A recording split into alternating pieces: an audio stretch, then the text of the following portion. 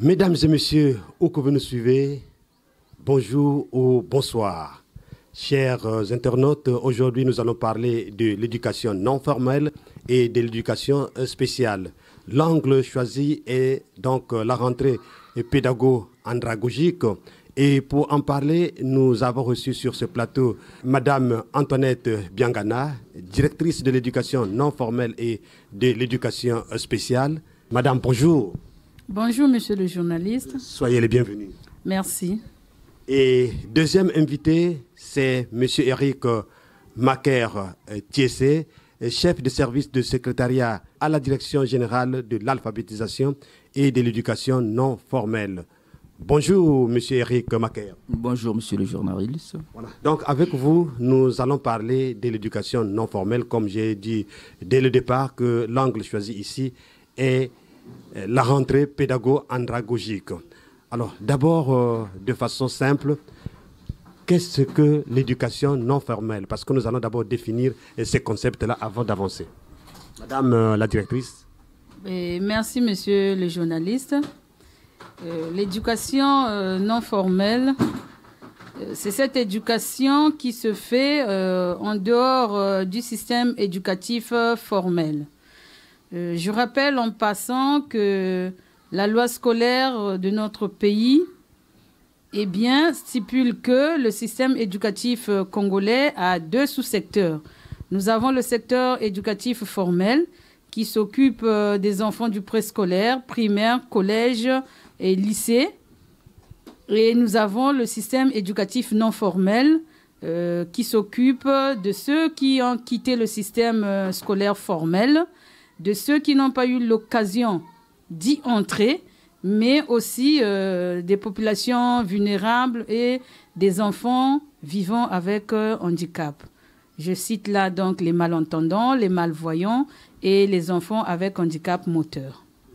Alors, monsieur le chef de service du secrétariat à la direction générale de l'alphabétisation et de l'éducation non formelle, monsieur Eric Macaire, vous avez écouté Madame Antoinette Biangana, qui est la directrice de l'éducation non formelle et de l'éducation spéciale, nous faire la différence entre l'éducation non formelle et l'éducation spéciale. Alors, c'est quoi l'alphabétisation, vous qui êtes à la direction générale? Bon, mais l'alphabétisation, c'est un organe technique qui rend compte au ministère de tutelle, ministère de l'enseignement primaire, secondaire et de l'alphabétisation. On s'occupe de la rescolarisation qui sont en charge des enfants de 8 à 14 ans et aussi de l'alphabétisation qui sont en charge des adultes de 18 ans au plus. Alors, la rentrée pédago-andragogique est déjà là et c'est ce mois d'octobre. À quand précisément cette rentrée pédago-andragogique? Notre rentrée au système éducatif non formel est fixée au 17 octobre 2022, et donc 2 semaines après la rentrée scolaire au formel. Alors, qu'est-ce qui se fait déjà en ce net moment? En ce net moment, je crois qu'il y a les cours de mise à niveau qui se fait sur le terrain. Nous sommes en train de remettre un peu à niveau les enfants que nous avons recrutés entre-temps. Ceux qui se sont présentés après les campagnes d'inscription, les campagnes de sensibilisation que nous avons battues dans la ville de Pointe-Noire, à travers les médias, les crieurs dans les quartiers et les marchés. Nous les avons récupérés. Ces cours ont déjà commencé depuis le lundi 26 septembre et ils vont se poursuivre jusqu'au 17 octobre pour ensuite entrer dans notre rentrée pédago-andragogique.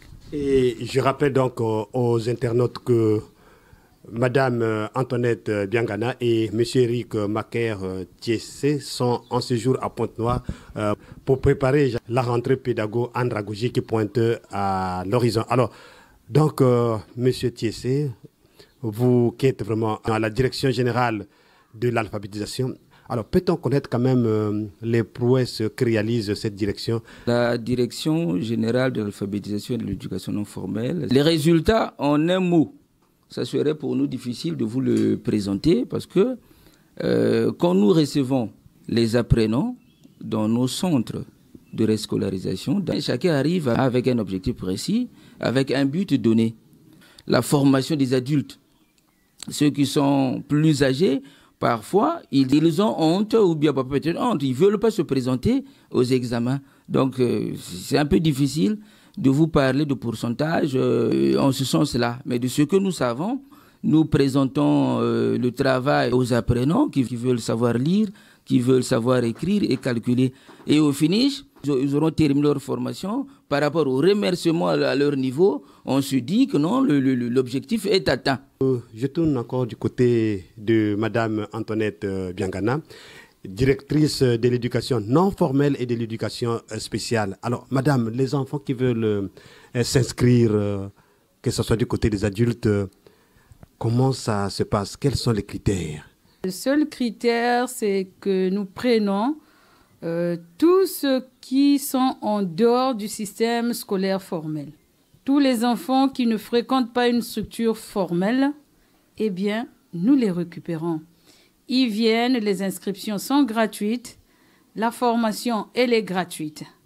Bon, c'est peut-être au niveau de ceux qui se présentent aux examens comme le CEP, le BPC et le bac dans nos centres de post-alphabétisation, eh bien, qui payent les frais ou les droits qui sont destinés aux examens d'État.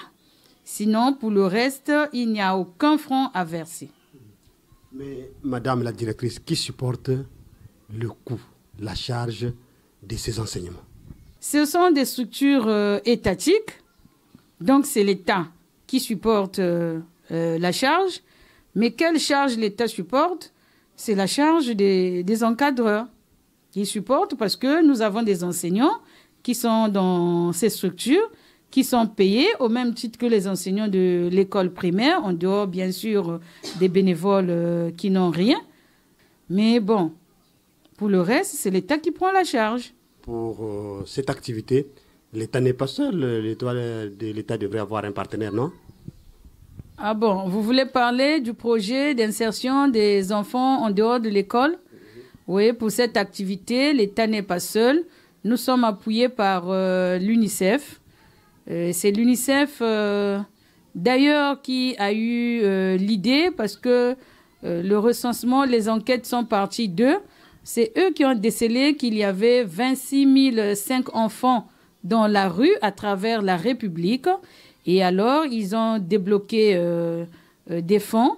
Et ils ont donc demandé à la Direction générale de l'alphabétisation, structure habilitée donc à récupérer les déscolarisés et les non scolarisés qui se trouvent donc dans la rue et à récupérer ces enfants pour pouvoir les insérer dans le système éducatif. Et d'ailleurs, c'est même l'UNICEF qui va doter les enfants des cahiers pour un premier temps, des ardoises, des gommes, des crayons et des bics pour leur début de scolarité. Et je crois que par la suite, les parents pourront prendre la relève et ajouter peut-être 2 ou 3 cahiers pour que les enfants terminent l'année. Nous sommes déjà à presque 2 semaines, sinon 1 semaine et demie depuis que vous avez lancé cette grande opération d'envergure. Alors, Madame, peut-on faire un bilan à mi-parcours sur cette grande opération? Je crois que oui, le bilan à mi-parcours, on peut le faire. On ne peut pas dire que le bilan est totalement négatif, non, parce que dans notre première phase, on a eu à enregistrer près de 350 enfants qui se sont présentés donc, dans les différents centres que nous avons retenus dans la ville de Pointe-Noire à travers les différents arrondissements qui existent dans cette ville. Mais la cible n'est pas totalement atteinte parce qu'on avait prévu avoir au moins 5000 enfants dans la ville. Mais l'espoir n'est pas perdu. Nous espérons que ces enfants étaient en vacances, hors de la ville peut-être. Et nous continuons avec les inscriptions. Les campagnes ne sont pas arrêtées. Je profite d'ailleurs de ce micro pour relancer ces campagnes, pour relancer l'appel, pour interpeller les parents, les enfants eux-mêmes, la population de Pointe-Noire, que tous ceux qui auront ce message le véhiculent auprès des familles qui ont des enfants qui ne vont pas à l'école. Et déjà, pour l'information, ceux qui se sont inscrits sont déjà dans les centres, je l'ai dit, depuis le 26 septembre. Ils sont là, on les encadre déjà.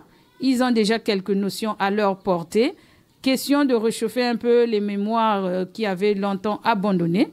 Et après, le 17, ils seront donc complètement inscrits dans nos centres de rescolarisation où ils vont suivre leur scolarité pendant 3 ans pour les uns, 2 ans pour les autres et 1 année pour les autres. Je m'explique. Nous sommes un cycle d'éducation non formelle et notre cycle de base, donc comparé à l'école primaire, nous ne faisons que 3 ans. L'enfant ne passe que 3 ans dans nos établissements. Pourquoi? Parce que d'abord, ce sont des enfants que nous prenons à un âge avancé. Déjà, on l'avait dit que nous prenons des enfants à partir de 8 jusqu'à 14 ans. Et donc, un enfant qui a déjà 13 ans ne peut plus passer 6 ans dans un établissement scolaire de base. Sinon, ça sera très fatigant pour lui. Et vu l'âge, vu aussi la maturité du cerveau, eh bien, nous avons pensé qu'il fallait jumeler les niveaux. Donc, le CP1, CP2 chez nous est jumelé pour en faire un niveau qu'on appelle niveau 1. Le C1, C2 aussi sont jumelés pour en faire un niveau 2. Et le CM1, CM2 jumelé également pour en faire un niveau 3. Donc l'enfant, après avoir fait son niveau 1, il passe directement au niveau 2. Et la 3e année, il est au niveau 3 et on le présente au CEP, il est parti. Merci Madame la directrice. Nous avez écouté Madame Antoinette Biangana nous parler donc des critères sur l'éducation non formelle et l'éducation spéciale. Alors de votre côté, est-ce qu'il y a des critères aussi s'agissant de l'alphabétisation, les cours du soir? Je veux parler du cours du soir. Est-ce qu'il y a des critères? Est-ce qu'il y a des droits à payer? Ou bien c'est la gratuité aussi, comme du côté de Madame Antoinette Biangana? Bien, étant donné que l'alphabétisation, c'est en quelque sorte une composante de la direction générale. C'est-à-dire l'éducation non formelle, c'est aussi une composante de la direction générale. Donc, ce qui se passe au niveau de la composante éducation non formelle et éducation spéciale, ce sont les mêmes critères qui se passent aussi au niveau de l'alphabétisation. C'est vrai, au niveau de l'éducation non formelle, nous avons les plus jeunes, de 8 à 14 ans, voire même 17 ans. Mais au niveau de l'alphabétisation, c'est là où nous avons les grandes personnes. Il n'y a pas de critères. Là-bas aussi, on parle de la gratuité. Est-ce que réellement, les gens courent, s'adonnent au cours du soir, au Congo? Nous faisons de notre mieux pour que les gens adhèrent et s'intéressent. Chaque début du mois de septembre, il y a la Semaine nationale de l'alphabétisation. C'est une activité que la direction générale organise pour attirer, pour montrer les bienfaits, les enjeux de l'alphabétisation. Ce que nous faisons, ce que nous sommes capables de faire. Et c'est à la portée de tout le monde. C'est vrai, à un certain moment, il manque un problème de volonté. Mais sinon, nous, à notre niveau, nous faisons de notre mieux pour que la population adhère à cette politique. Lentement et sûrement, nous approchons donc de la fin de notre entretien dans les centres retenus pour former ces enfants-là, comme qui dirait l'école de la deuxième chance. Qu'ils viennent, ils ne seront pas dessus. Et concernant les centres, nous avons donc retenu les centres comme Loandjili Fobo, l'école primaire de Kouangamakoso. Nous avons l'école primaire de Mariangwabi. Nous avons l'école primaire de Miambanzila. Il y a l'école primaire de 8 février 1964. Nous avons l'école de 28 juin 1968. Nous avons l'école primaire de la paix. Et pour ne citer que ces écoles, mais je confirme que dans chaque arrondissement, nous avons 2 ou 3 centres retenus pour recevoir ces enfants. Nous allons donc, comme j'ai dit tantôt, aller vers la fin de notre entretien. Et donc, votre mot de fin, M. Éric Macaire, dites-nous votre mot de fin, surtout pour les gens qui veulent faire les cours du soir et vous adresser à la caméra? Demandons à toute la population, surtout les plus âgés, qui se disent peut-être qui sont perdus dans la société, qui ne savent quoi faire dans le cadre de l'écriture, de savoir lire, de savoir parler, de savoir calculer. Nous avons les centres d'alphabétisation qu'on pouvait appeler les cours du soir. Hein, ce sont des centres qui reçoivent les adultes. Là, nous demandons à cette couche de population d'y adhérer. À Pointe-Noire, comme à Brazzaville, comme dans tous les départements, hein, nous avons des centres d'alphabétisation. Donc nous les demandons d'adhérer, de venir en masse pour qu'ils soient utiles dans la société. Et nous vous rappelons, à Pointe-Noire, il faut se rabattre du côté de la coordination, qui se trouve à l'école de la Révolution.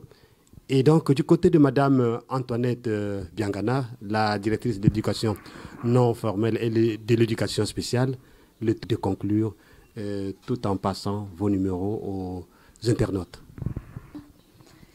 Et alors, moi, le seul cri d'alarme que je lance, c'est que les parents nous amènent les enfants qui sont à la maison.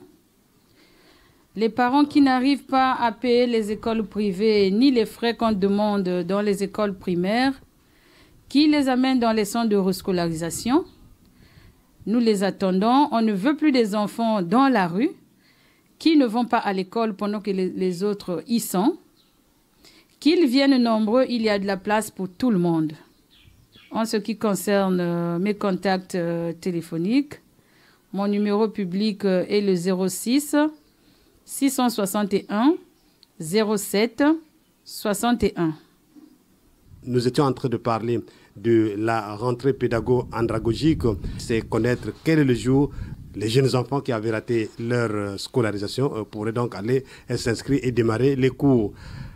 Pour ce, nous avons eu comme invité Eric Macaire-Thiessé, dont il est chef de service du secrétariat à la direction générale de l'alphabétisation et de l'éducation non formelle. En deuxième position, nous avons eu donc Madame Antoinette Biangana, directrice de l'éducation non formelle et de l'éducation spéciale. À nous revoir à un autre numéro, puisque nous n'étions qu'à notre début, notre premier numéro. Merci et à bientôt.